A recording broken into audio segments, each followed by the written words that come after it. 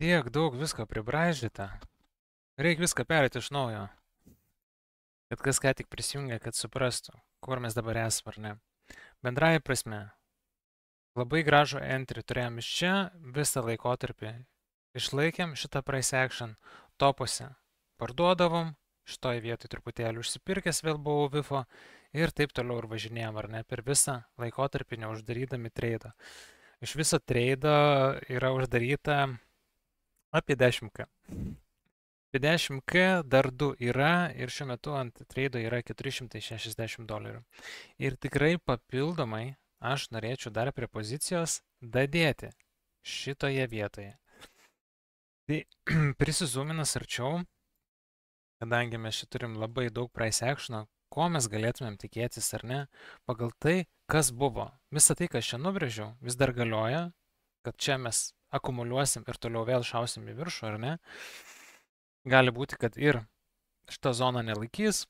Aš tik tai norėčiau laikinos akumuliacijos, biški dar vieno pampo į viršų ir tada viskas, nes aš tikiuosi irgi, kad rugsėjį spalį turėsim bearish, ar ne, ir truputėlį kai kurie altcoinai tikriausiai pasieks dar naujesnius dugnus. Taip pat šitą supply zoną puikiai laikė, labai gerą short šitoje vietoje būtų buvęs. Bet pakalbėkime apie didesnę perspektyvą dabar. Tai kai mes turim ar ne tokį price action'ą, turim bearish ar ne, ir mes čia į apačią keliaujam, vis keliaujam ir keliaujam su kažkokiais tai ar ne būstais į viršų.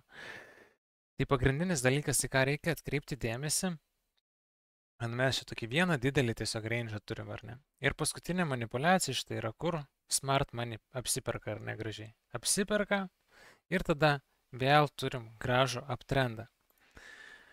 Tai pagal šitą istoriją mes į apačią, tai vėlgi į apačią pasiekėm pagrindinę demand zoną. Demand zonai gaunam kažkokią tai didesnę manipulaciją kaip štai čia, ar ne, ir greitą supirkimą atgal. Tai vėlgi gaunam manipulaciją, V formą atgal, čia yra kur smart money perka. Tai ir mes šitoje vietoje norim pirkti lygiai taip pat. Kitą kartą, aš nežinau, ar būtent šitoje vietoje, ar truputėlį aukščiau, ar dar žemiau, paskutiniam tam leg upui, tas kilimas gali būti labai nedidelis, jisai gali būti, tarkim, iki čia ir toliau vėl keliausim į apačią, bet gali būti, kad ir turėsim naują ar net ciklą. Bet kame esmė, mums reikia būtent šitos vietos išlaukti ir išlaukti šitų zonų. Ir ne per daug skubėti į, tarkim, didesnės long pozicijas. Tai čia yra pagrindinis dalykas ir svarbiausia žinoti savo ciklus. Gerai skamba. Žinoti ciklus ar ne. Ir matyti juos, matyti kaip čia, bearish, bullish, bearish iki tam tikros vietos ir tada vėl bullish, ar ne? Tai čia yra pagrindinis dalykas, ko mes norim.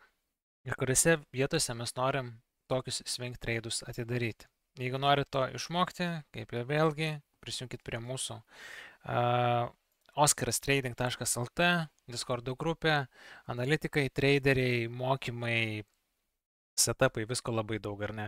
Oi, taip greit išjungiau. Jo, oskarastrading.lt, įeina, paspaudžiat kurti paskyrą, vietoj kodo 67, dabar naujas kodas yra 58 ir rašot, gauna didelę nuolaidą ir prisijungiat ir dirbat su mumis. Turim labai daug gerų atsiliepimų, tuoj jungsim juos. Atsiliepimus galite rasti mūsų socialinėje medijoje, ar TikTok'e, ar Instagram'e, paspauskit, kur raudonai apvestas video ir rasit štai tokius komentarus iš mūsų esamų traderių. Viskas labai paprasta. Tai va, tikiuosi dar vakare prišoksiu dar kartą prie čartų, nes yra tikrai ką pažiūrėti. Ir susimatysim, užmetam laiką ir iki vakaro.